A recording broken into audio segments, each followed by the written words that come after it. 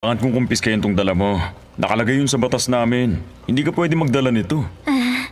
Hindi naman po yan gamit. Mga insekto po yan. Isa pa, hindi naman po sila nananakit eh. Alam mo, miss, hindi mo ako madadaan sa pagmamakaawa. Maghintay ka na lang muna dito. Mister naman.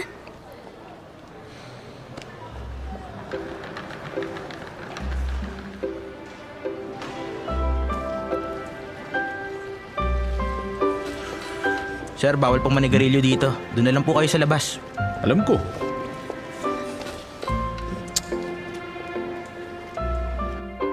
Sigurado ka? Darating siya ngayon? Eh wala nga kahit anong bakas dito ni Charmaine Jiang o kung ano man yung pangalan niya. Alam mo ba kung ilang oras na ako naghihintay dito? Mister, kanina niyo pa hinahanap si Charmaine Jiang? Sandali ah. Charmaine Jiang? Ako nga po si Charmaine Jiang. Ay, nakita ko na siya. Tatawagan na lang kita mamaya. Alam mo bang kanina pa kita hinihintay? Pasensya na kayo ha. Teka lang.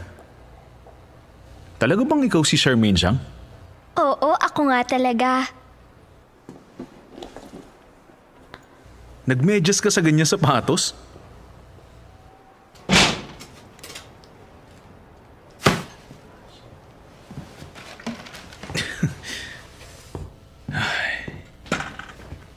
Ay, ang kalat ng bahay ko ngayon.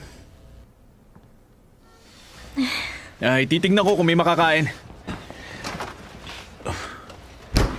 Wala.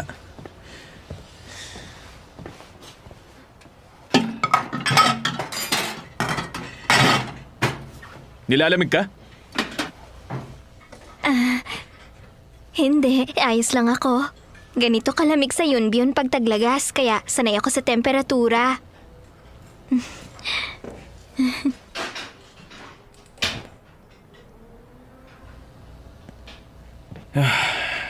Nga pala, doon ako pwesto yung banyo natin.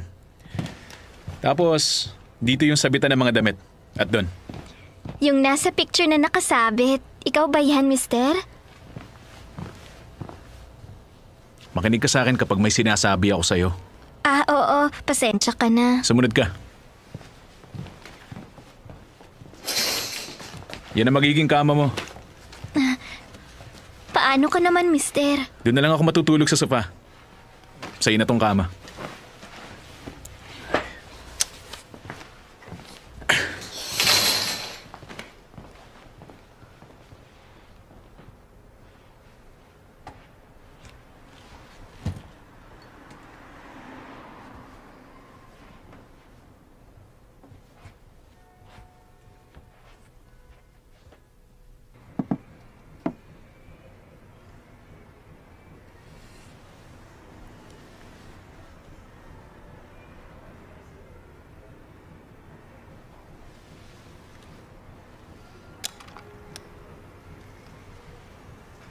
Dear Charmaine, ako...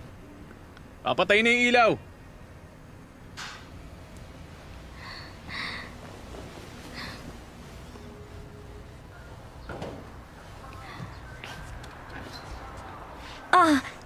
Magandang umaga sa'yo.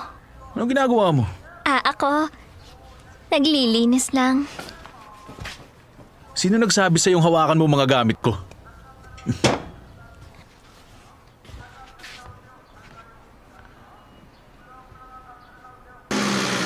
Teka lang, Miss Eunice Choi. Po. Unang beses mong mag-iimbestiga ng mga peking kasal? Opo. Masaya ako makatrabaho kayo. Alam mo ba kung ano ang karaniwan sa mga ganong tao? Ano po?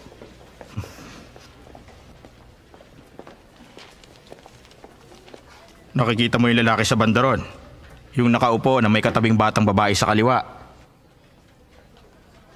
Opo. Nakikita ko, sir.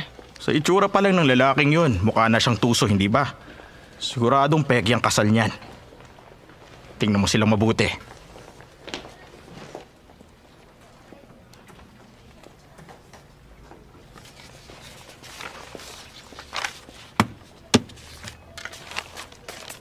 Kompleto na po lahat.